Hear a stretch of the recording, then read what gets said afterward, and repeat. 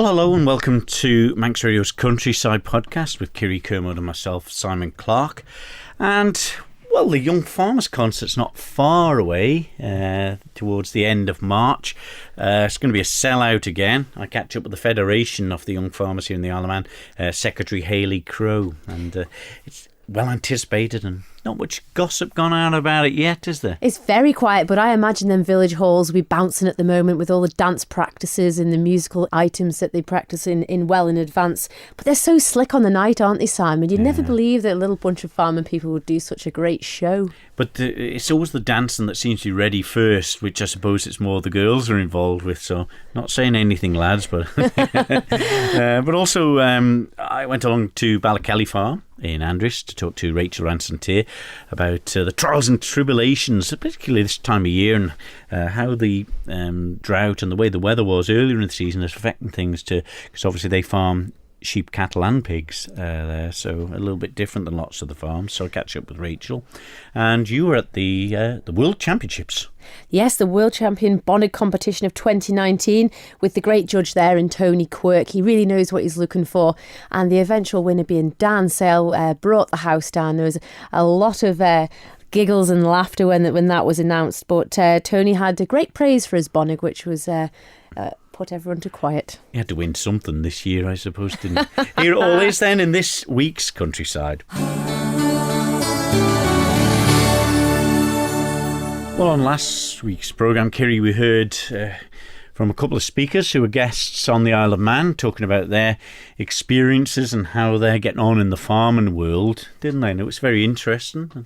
It was a really interesting evening, and it was great to hear from young people's views on future of agriculture, and to believe it or not, they were quite positive, which is always really great. But the passion was there too, Simon, and that drive, which is essential for success in farming business. Yeah, and of course people on the Isle of Man have tried to put that passion into what they're doing and a bit of diversification to see if they can, get a little bit more out of their farms. And one such attendee was Rachel Ranson-Tear from Ballykelly Farms, who farms there with her husband Alan up the north of the Isle of Man. We spoke about cattle, sheep and pigs as well. But firstly, she was at the event last week, and I asked her what she made of it. It was a great evening, very inspiring. It was nice to see the new entrant talking about how he's made it work, and then you had another guy who has inherited a farm, so he was more like our situation, and listening to them adapting their businesses to try and make farming work for the world that we're in today. For me, it really made me think about Ballykelly Farm and where we're at and where we want to go in this next sort of 3 to 5 years.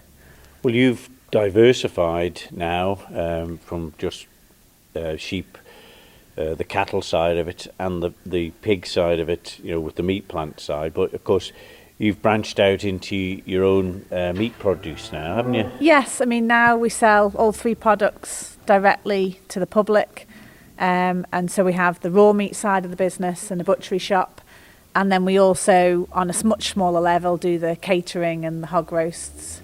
So we've tried to find another stream of income for the farm from what we've already got at home. And it definitely feels like it's going the right direction for us, and it's probably the part of the business we now want to grow.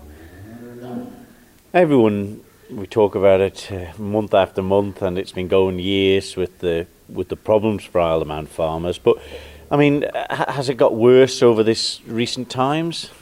Last winter was a very long, wet, cold winter. And then, as we all know, we had a very hot, short summer. So those combined meant that this winter was going to be tough for all the farmers, and that's because we are short of fodder. Luckily, we managed to do well with our silage crops for the cattle, and because we've been blessed with a mild winter this year, the grazing is still really good for the sheep that are out and about in the fields.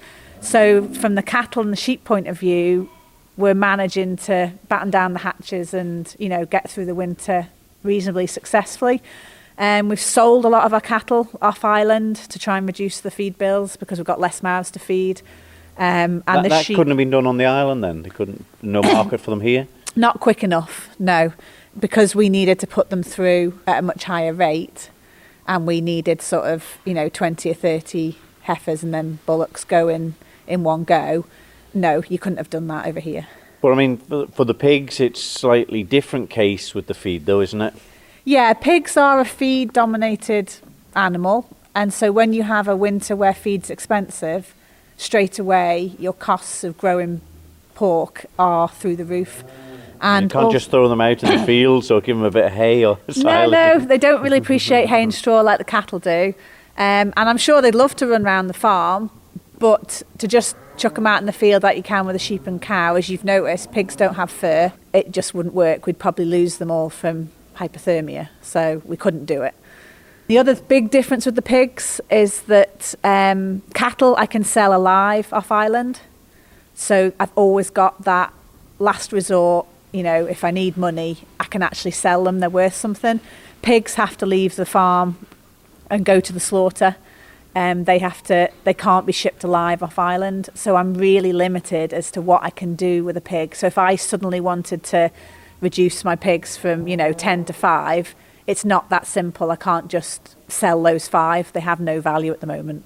So stock can be difficult at most times, but for the pig producers on the Isle of Man, it's the net's even tightened a bit more. It has, and it was already quite a tight net. And we knew this winter was going to be hard, but this last couple of weeks, since that course I went on with the rural business, I sat there and I realised I can control my sheep, I can control my cattle, but my pig herd is a huge risk. And it could actually be the Achilles heel for the whole Ballykelly thing. And so I really need to get my pig herd down to a number that I can sell through the shop so that I have control of, it doesn't matter if I need to kill a sow, that's fine, I can sell her through sausages. I can't cope anymore at it being a commercial level where somebody else dictates whether they can sell it or not and whether it has any value. The setup we have at the minute, we're kind of at our capacity of what we can do sausage volume wise. If we were going to produce a lot more sausages for, cafes, schools, hospitals on the big volume levels, we'd have to change and get a automated sausage making machine. At the minute, ours, we twist them by hand. So we're just not geared up for that kind of volume of sausages. And also, for a business model, we're better staying at the direct sales to the public than we are trying to compete on the sort of higher commercial levels, because our little setup that's not the business model that really suits us. So at the minute, we're kind of, from the butchery side, at a nice capacity. At the moment, our grain shed is empty, and we're now at the stage to feed the pigs. I need to import feed. So I priced everything up on Thursday, and to feed the pig herd as is for the next month, using the methods that we're currently using, was £9,000. For 1 month? 1 month, £9,000. Wow.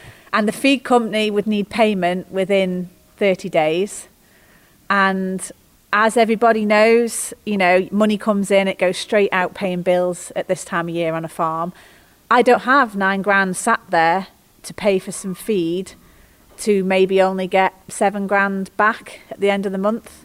So if I did this for 6 months, you can see I quite quickly am going to get myself in trouble financially. So, I mean, what would the meat plant do with them? Can they take them and produce it as pork to sell locally? A sow is a great sausage meat, and that's what we put as a proportion of the sausages that you guys all eat and rave about. So there is sow meat in our sausages, always has been. And it is predominantly in the UK sold in a trim format and then turned into sausages. So we, in September, discussed with the meat plant that we were wanting to reduce the sow herd, and we all planned to sort of do it over 6 to 9 months. They were taking 2 sows a week from September. They stopped in November. And so from November till they took 2 sows last Monday, I'd gathered up 10 or 12 sows that should have been going every week. I got my ticket back last week for the 2 sows I put in on Monday. And by the time they'd given me whatever a kilo per sow, knocked off the costs, the bottom price was 0. So nothing. I got absolutely 0. So as I've just explained to you, I'm on £9,000 a month in feed. I cannot keep feeding these sows to put them in every other week, which is what they've offered currently. 2 sows every other week. that would take me another 3 months to get rid of my backlog of sows. So 3 months of feed. I know it's not just sows eating that 9 grand of feed, but you can see that this has to be sorted out within days, not weeks and months. So, effectively, they're useless. And I mean, if they go to slaughter, I mean, can they be took off the island then and sold? Or you'd think that maybe that they could get a contract to maybe have 2 pallets load of sow trim go off the island, maybe, and do it all in one go. We can't. We use a sow probably one every other week through our shop. We are not set up to suddenly, because at the minute I'm looking at whether I reduce my pig herd from 60 to 30 and can I do it overnight. But people do make sausages on the Isle of Man, other producers. I mean, can't the meat be sort of used there, or do they use their own? I did ask this question from the meat plant, as in could we sell it locally? The reply was that they struggle to sell it locally. And I understand there's a lot of sow meat imported that goes into our sausages. And it's always been an okay process because there wasn't enough sow meat on the island to produce the sausages that they're producing. There's loads of sausages made on the island. So in theory, we should be able to eat them locally. So stuff's coming in, but it's already in here. Is that what you're saying? So then I asked, well, what happens to, if we put a fat pig in, I said, what happens to the fat? Because fat makes really good sausages. And I also understand that a lot of the local fat gets incinerated. It goes to the incinerator to fuel the incinerator. So that also seems like madness. We're burning a superior product and importing an inferior product. And that's frustrating for us. But people take weeks to sort this out. I've already been waiting since September, really. I have days. I can't carry on week after week after week because, as you see, my feed bills is in the thousands.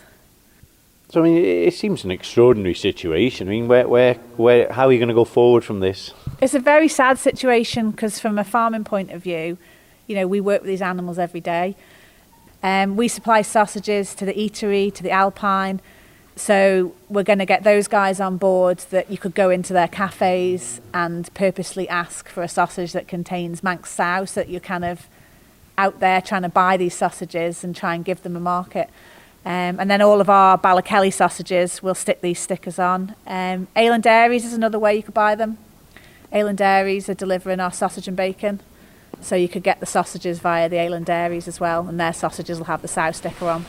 But if everyone worked together on this, the whole of the industry could be far better off, everyone. Yeah, we could sort the problem out as an industry if we worked as a team, which is something we struggle to do over here sometimes. But you probably could filter these pigs in the next month to the sausage chain in the Isle of Man. Yes, it could be done.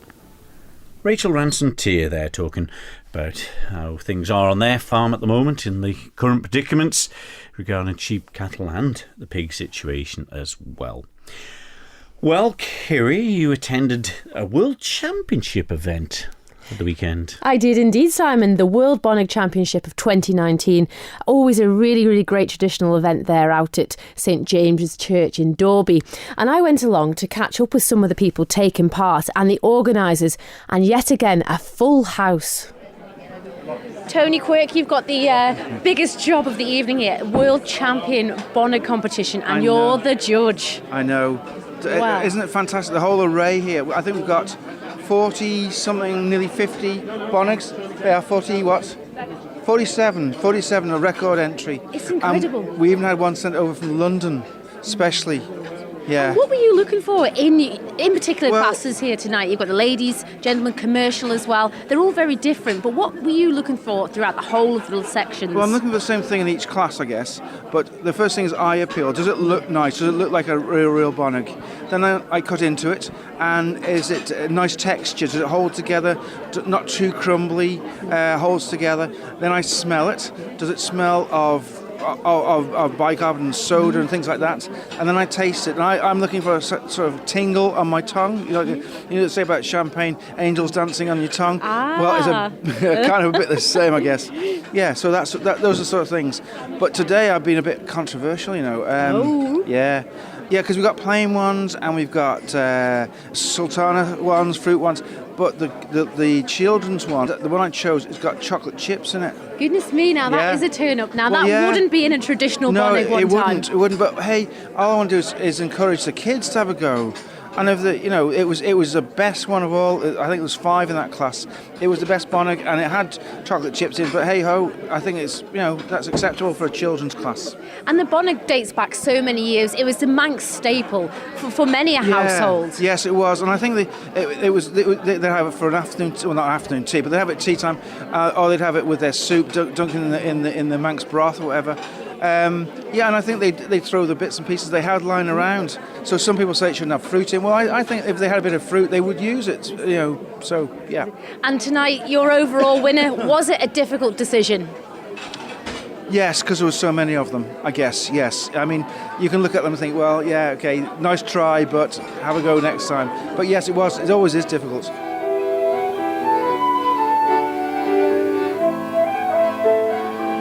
Nikki, you've had a very good job this evening, checking in all these wonderful Bonnigs and assisting our judge, Tony Quirke. And now the results are in, so how do they fare? Right, the ladies' class went to Sue Clegg. The commercial class went to Green's Tea Rooms in St John's. Children's, Isabella Brighton. Gluten-free to Julie Boyd. The gentlemen's went to Dan Sale. And then the overall winner of the Buttermilk Trophy and the World Bonnig Champion of 2019 went to Dan Sale. My word, Nikki, and what a brilliant night of entertainment it's been. Not only the turnout of Bonnigs, but the full house of people here tonight. It's wonderful. I don't think we could have squeezed anybody else in. We would have done, but I don't think we should have done. And I hear next year, maybe, Nikki, there could be a few more new classes on the horizon? There is a thought by our judge to introduce possibly a class to inspire the innovative baker, the next generation, something like, I'm told not to call it the quirky Bonnig, but something, so those of you that sort of like your chili Bonnig or your cherry Bonnig, something like that. Something a little bit more modern, but keeping with the Manx tradition. Yes, just to bring the Bonnig back into the modern day, yes. And I do think there could be a class for the biggest disaster. I think I got that this year with my gluten-free one, which fell to bits in the oven. But yes, that might be an idea as well. Oh, brilliant. Tea and drink with jam and bread, that will bring us back to Margie Killier, yet another brilliant night here at St James's in Dorby. The Bonnig competition now has been going a number of years. Yeah, we must have been doing it for at least, I would say, 30 years. At one time we held it in the Ballacallan Hotel. That was very good, and then as the Ballacallan wasn't available anymore, we moved back to St James's. And of course, Dot has come on board, and it's a wonderful, wonderful night with Dot and Jeff Corkish and all her help. It's absolutely wonderful. With a number of Bonnigs, Margie, it was a record tonight. Each year it keeps increasing. And tonight, the world champion Bonnig, it raised a lot of money. And this money goes to very good causes. Oh, yeah, they're selling the Bonnigs, and especially with being Dan's Bonnig, it's something a bit special this year. And that was fantastic. Our charities for this year are the sepsis awareness, so it's Man and Sepsis, and we really love the Paha Trust and the building of the schools. They've had some great success with the building of the schools. They've got now, I don't know, was it 42,000 children through education out there? It's just a phenomenal achievement that a small island likes of Dorby contributing to a place like that to develop it. It's wonderful. You know, we love that charity, and we support them as much as we can. The Paha Trust is wonderful. It really is. But tonight wouldn't have gone as good without the team, the ladies supplying the supper and the tea and cakes here. My goodness, some great home bakes. Oh, everything's homemade. It's as much as we can. It's Manx produced flour and Manx butter and as much Manx as we can. And it was nice also to see the presentation with the Manx Laxey flour mills. Yes, they actually supply us with soda bread flour ahead of time. So if anybody wants to have a go, they can come and pick up a bag of flour here. And we give a bag of flour with the cups as a have another go. And Dan is very proud of his vouchers here tonight too. Yeah, ShopRite, I really can't say how much we appreciate ShopRite. Every year we just get in touch and they're so happy to support us. Dan Sale, world champion Bonnig maker of 2019. You've been many a champion, but baking cakes as well. Yeah, who would have thought a world champion at baking cakes? I've done all sorts of won all sorts of championships and bikes and bits and pieces like that, but never in this sort of field. But this isn't your first time at the Bonnig competition. You have been battling along quietly the last couple of years. Yeah, but I've entered the last couple of years and I've been coming to it for a good few years there now. It's good to support events like this, you know, things like this. If people don't come along, they just sort of slowly die away, and it's quite important, really. It's, I mean, it's one of our proper dishes, isn't it, the Bonnig? And was your recipe the traditional Manx recipe? It was used at the tail ends of bits and pieces that were only left in the kitchens. You know, nowadays there's lots of people using currants and fruit. But was yours the traditional type? Well, I couldn't tell you too much about my recipe. I couldn't give too much away. It's I might have to defend myself next year. Well, I will be defending myself next year. No, all the ingredients I do use, though, I'll tell you, they're all local. Don't bring any of this foreign gear into the equation, you know. Make sure it's all local goods be put in, and even some of the freshest eggs I can get myself. And do you have a practice? Because obviously your mum with the Sulby Glen Hotel is a competition alone at home. Well, that's the thing as well. You know, it's my mother's got a restaurant and she's keen on the old baking and stuff, and I think she entered herself this year, but she didn't get very far. I think she got blown out in the early stages, so that's another feather in my cap. So how did the love for baking come about, Dan? A few people know I normally start doing a bit of baking and stuff, you know. When things got a bit stressful, I'd turn to baking as a bit of a getaway and things nice to do. Normally, at the start of the season, before the bike racing started, I'd normally start baking a few cakes and bits and pieces. It played havoc with me training, but it was always nice at the end of it. It's very therapeutic by the sounds of it. And what a great night they have put on here at St James's in Derby. Yeah, it's a brilliant night when you get the likes of Dot Tilby and stuff down, and they always put a brilliant show on. And all the women and all and the staff and all in here, they put a lovely show on, and a good feed is always at them. And yeah, it's one of the good traditional old do's you can go to be fair. And not only that, your Bonnig here tonight, Dan, it made top money, £22 for the charities. Yeah, it's brilliant. I don't know if that's a good price for Bonnig to go for. I mean, and in the last couple of years, it's a high price one. I know that, but no, I'm made up, and the charities, like you say, the charity dues they do, the things are involved with it. I mean, they always pick a different charity every year, and the charities they've got this year are two real good ones as well. And you know, I'm proud in one way to help support them and do bits we can. That was the judge, Tony Quirke, Nikki Beavis, who organises the classes, and Margie Killier, who organised the whole evening, along with her brilliant team of helpers. And, of course, must have been difficult interviewing the smug Dan Sale. The only world championship he's won, I think, isn't it? He's been close with a European championship, I believe, but not a world. And what a great Bonnig, I believe it was too, according to the judge. Oh, well, that's good to see. But maybe he can do much cooking for you? He does do a bit of cooking, but he makes a mean lemon drizzle cake. I have to hand it to him for that. Oh, well, who has to wash up afterwards? Oh, he's not too bad. Oh, fair cop to him. You're listening to Countryside here on Manx Radio with Kirree Kermode and myself, Simon Clarke. Well, an event that's coming up around about the middle of March, or towards the end of March, is the annual Young Farmers Concert. Tickets went on sale last week, and I spoke to the secretary of the Isle of Man Young Farmers Federation, Hayley Crow, to find out how ticket sales went. It was absolutely fantastic. I think it's the fastest I've seen them go. Really? Yeah, really. It was brilliant. I think we've got a new social media strategy this year, and we've really been putting ourselves out there. So I think that really helped. And also we changed the ticket sales. So usually they don't go online until the Monday following the Saturday sales, but we put them online this year at 2:00 on the Saturday. And so pretty much all the seats were shifted by about 2:30. So there's none left? I think there might be 1 or 2 seats scattered about. You know, you might get something, and no doubt they'll be changing hands in the weeks before the show actually goes ahead.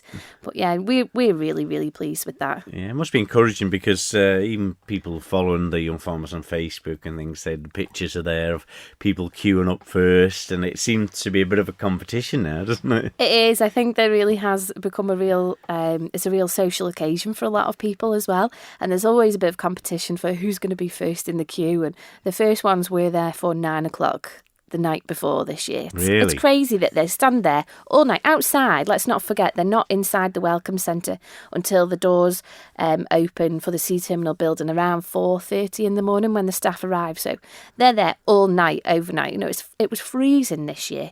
I was quite concerned, to be honest with you, about the weather, but there they were. They weren't to be put off. And people in the queue do have the option to buy up to 20 tickets. So you would think the first ones are buying 20 each, but some of them are just down there for a couple of tickets. That's all they want, is just 2 tickets, and they're happy. Wow. It's incredible the following it's got, but please don't tell me now there's only 2 clubs competing or something like that. No, we've still got all 4, and the clubs are going from strength to strength in terms of the concert. It's still as highly anticipated by the members as much as it is by the members of the public that are there supporting our show. We couldn't do it. You know, there's so many people that give up so much time. Let's not forget, we're not an amateur dramatic society. You know, we're not a theatre group or anything like that. We're a bunch of people who just come together and manage to put this show on. It's people giving up their spare time. We don't pay anybody to help us. No, the choreographers are people within the clubs. You know, the people that are making the props and the costumes are clubs members, family, friends, anybody that you can get to help them out. And this is all done on a limited budget. Anything that the clubs can raise themselves over the course of the year, you know, they beg, steal, borrow anything that they can to put this concert on, really. Yeah, it's one of them things, you know, you often wonder when you watch on the Saturday night, you know, when we're there ready for the final results and then to do some bits for Countryside here and make sure we're sort of waiting and to see whether some of the bigger props actually last the dress rehearsal and the 3 nights. You know, it's always a worry. There is definitely a lot of that goes on because the clubs only get 1 night each to practice in the theatre. So whatever they've been practising in their church halls really is where most of them practice. They then have to transfer that onto the stage. Just 1 night they get in there to see whether things fit, whether they work okay. The hall is a flat floor, and when they get onto the Gaiety Theatre stage, there's a very gentle slope on it. So that, you know, throws things open as well. So some clubs do come in with their props, they try them on the stage, and they have to go back that night or the next night, depending on what night they're in for a practice, and maybe rehash everything and then bring it to the stage and hope for the best. That's it, isn't it? But it is good, and then over the years it's brought out some fantastic shows, hasn't it? And the last few years there hasn't been much, you know, between the clubs, has there? It's been very, very close. I mean, you know, you take in the last 2 or 3 years, you look at it and think nobody sort of went, there's your clear-cut winner, did they? No, and great. That's it. There's so much variety as well. Each of the clubs are strong in different ways, I think, as well. So it depends on what the judges are looking for on the night, and you can tell that in the audience as well. There really is something for everyone. The clubs are becoming slicker and slicker as well, you know, over the last 4 or 5 years especially. They seem more to be putting on a more and more professional show, which is an absolute credit to them and the work that they're doing. But like you say, there isn't a clear-cut winner. We're not in a period where, you know, for years the Northern were on top and they were going to be the winners every year, and then it moved to the Central or whatever, and then Southern had a real run. Yeah. But now it's definitely a lot more open. There's everything to play for. Yeah. Well, you as the secretary of the federation, I mean, is it a lot of organisation? I took over from Angela Tier as secretary, and she was fantastic. She gave me a pack basically and said, this is how you go about organising it. And it is one of those things, the first year you do it, you think, what have I taken on here, and how am I going to actually get this show on the road? But it's one of them that it gets easier over the years, and you know who you need to contact and when you need to contact them. But we couldn't do it without the likes of the support from the Gaiety staff, because they are brilliant with us when we go in there. We go in with all these ideas and they help us formulate a plan for actually how we can get them down, you know, these wild ideas that we have at our club practices and how we can actually get them to practically work in the theatre. They're fantastic for us. When is the concert on then? It's 3 on nights? The 21st, 22nd and 23rd of March. Even the governor is involved in it this year, isn't he? He is, yeah. He's going to be one of our judges this year for Saturday night, which is really exciting for us. It just shows you how much support we have for this event when we put it on. Everybody wants to be involved in some way. And of course, always in need of help and support for the event, Hayley. We are, and we're so delighted that Conister Bank are supporting us for the second year running. They came on board last year as brand new sponsors, and they were really excited at the opportunity to support us again for this year. And we couldn't ask for anything more from them. They support us so well. They put on some social media training for us recently for us to understand how to make the most of our social media pages, which that in turn gives us such a wider reach. And I think that was one of the reasons that made the concert tickets so popular this year. Yeah, well, I'm sure it's going to be a great success. I'm certainly looking forward to it, and we'll have the bits that will be broadcastable on the countryside following the event. So good luck with it all, Hayley. Thanks so much. There we are. As always on Countryside, some serious stuff and some less serious stuff, but I suppose it is a World Championship, and of course the very serious Young Farmers Concert. Very serious, but great traditions though, Simon, aren't they? And well attended as well. The support for these, especially the World Bonnig Championship, it's a very old event and been going for over 30-40 years, Margie Killier was telling me, and long may it continue. Yeah, and it's one of them things where it's not just a night where everyone turns up and goes, right, this Bonnig, let's try this and let's try that. Just Dot was there with her crew with the entertainment, and of course the winner had to perform. He really did. Dot is a great character, and her and Jeff Corkish there put on a fabulous show every year. But it's a great platform too, Simon, for some of the young people of the Isle of Man to perform in front of a live audience ahead of the world famous Guild. Okay, well, we'll leave it there for this week's Countryside. Don't forget, if you get anything for us, you can get in contact with Kirree or myself here at Manx Radio. Leave a message or email countryside@manxradio.com. We're back next week with more. So from me, Simon Clarke. And me, Kirree Kermode. We'll see you next week. Bye-bye. Bye-bye.